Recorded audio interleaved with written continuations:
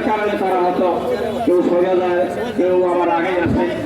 এখন যারা আমাদের নেতৃত্বে আসছেন, আমাদেরকে আগে নিতে চান, আমাদের দুঃখ কষ্ট লাঘব করতে চান, আমরা আপনাদেরকে সাধুবাদ জানাই এবং ধন্যবাদ জানাই যে ভাই আপনারা আমাদের মতন গরিব লোকদের, অসহায় লোকদের পাশে দাঁড়াতে চান, আমরা খুশি। তবে আমাদের কতগুলি সমস্যা আছে, এই সমস্যাগুলি আমরা যদি আপনারা আমাদের প্রত্যেকটা ফুটে যে নেতৃবৃন্দের সাথে কথা বলেন পার্সোনাল, তাহলে আমাদের এই সমস্যাগুলি সমাধান করা সম্ভব হবে। তো আমরাও চাই আপনার মাধ্যমে যদি আমরা সমাধান পাই, তাহলে আমরাও 5টা ডাল ভাত খাইয়া ভবিষ্যতের জন্য আমরা চলাফেরা করতে পারবো। এখানে রাস্তাঘাটে যেখানে বসি, আমরাও জানি যে রাস্তা দখল করে দোকানদারি করা আসলে তেমনটা ঠিক না, কিন্তু আমাদেরকে পরিস্থিতিতে বাধ্য করছে যে আমরা কোথায় যাব।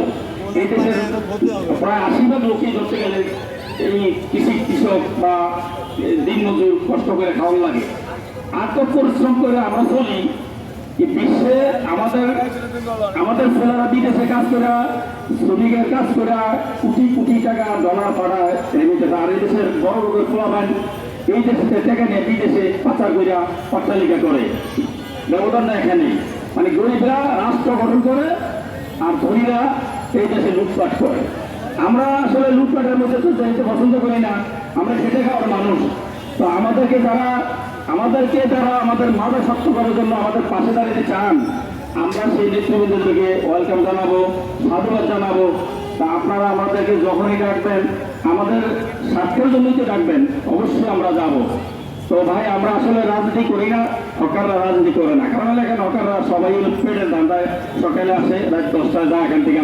এখানে আমাদের আসলে তারপরে একটাই সুযোগের আমাদের একটু নিরাপত্তা। আপনারা যদি বড় ভাই হিসাবে, আমাদের গার্ডিয়ান হিসাবে আমাদেরকে একটু সহযোগিতা করেন, আমরা অবশ্যই আপনাদেরকে স্মরণে রাখবো, আপনাদের কথা আমরা মানবো এবং শৃঙ্খলা বিশৃঙ্খলা যাতে না হয় আপনারা একটু দিক নির্দেশনা দিলে আমরাও আপনাদেরকে মুরব্বী হিসাবে মনে করি, আমরাও আপনাদেরকে মেনে নিব।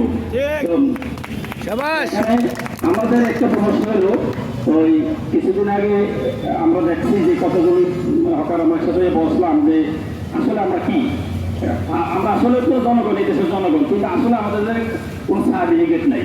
কি সার্টিফিকেট নেই? আমি একজন দোকানদার, এই জন্য আমাদের কোনো কাগজপত্র ডকুমেন্টস নাই। সরকার তো দিচ্ছেই না, কোনো সংস্থা থেকেও আমাদেরকে কোনো ডকুমেন্টস দেয় না। কেন দেয় না? তোমরা হকার, তোমাদের বাসমান কিসের দিও?